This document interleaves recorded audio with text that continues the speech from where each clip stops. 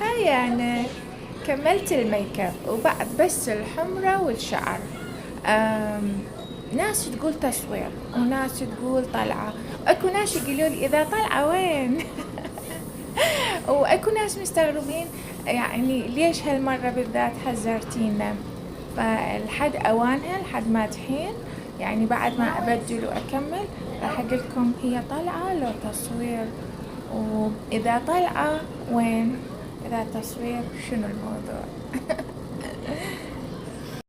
اللغز الأول هي طلعة مو جلسة تصوير، بس لما أروح راح أقولكم شنو هذه الطلعة وين وشنو.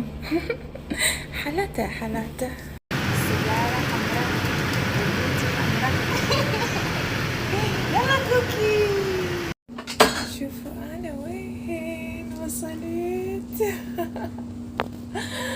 الله، طبعا الحاجات على بساطتها تجنن. حبيبتي. حياتي كلش فرحانة، حبيبتي فطومة حبيبتي. وكملت لبس الزي، لبستني زي هندي حبيبتي. أكيد مو كامل بعده، أروح هناك وأكمل. حياتي تقلي عندنا عروسة وجي العروسة الثانية، كلش فرحانة بيا يا عمري. هسه جاي يجمعون الأغراض ونطلع. حلاته حلاته. جاي يا مهند. شنو جاي اسوي؟ ما تخاف، ما بيحصل لك شيء، ما بتطلع بالشباك بالقزاز. حطيه قاعد هنا. ايش يسوي؟ لقت عليه ولا لا خلاص؟ ومنه انت لابس هذا القميص حلو، المفروض هسه انت. عليك كان اخليه هو السواق. المفروض كان المفروض يكون هو السواق. غير متوقع. لقينا هذه دبابيس كانت رقيقة مزعجة. هسه القطعة الثانية شنو موديلها فطومة؟ القطعة الثانية شلون تريديها؟ هيجي مسرح هذه؟ يا الله. طبعا اليوم هي يعني حنة العريس. هي اليوم ابراهيم، هي حنة الولد اليوم.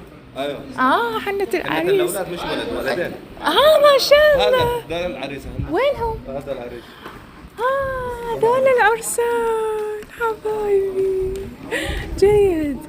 هذولي من قرايب العريس وانا وياهم. طبعا هسه الله قدرت اصور هيجي تقريبا نصني كلني، لان القاعة لو سلوت لو اضاءتها ما ادري شلونها. جيت بهذا الفستان ولقيتهم محضرين لي هذا فطومة حبيبتي. واكيد اكو بيكم ناس راح يقولون الزي الهندي شاليه الزي السوداني. اي هم احيانا يستخدمون الزي الهندي يلبسوه بهيك مناسبات، يعني المناسبات السعيدة، لأن نفس الساري تقريبا فيحبوه. فأنا جيتهم بالفستان الأحمر ولبستني فطومة. طبعا حار القاعة، هو هذا أصلا يعني ثقيل وحار. شوي بس حلوة المناسبة، الناس يجننون. أحس قاعدة ببيت خالتي والله.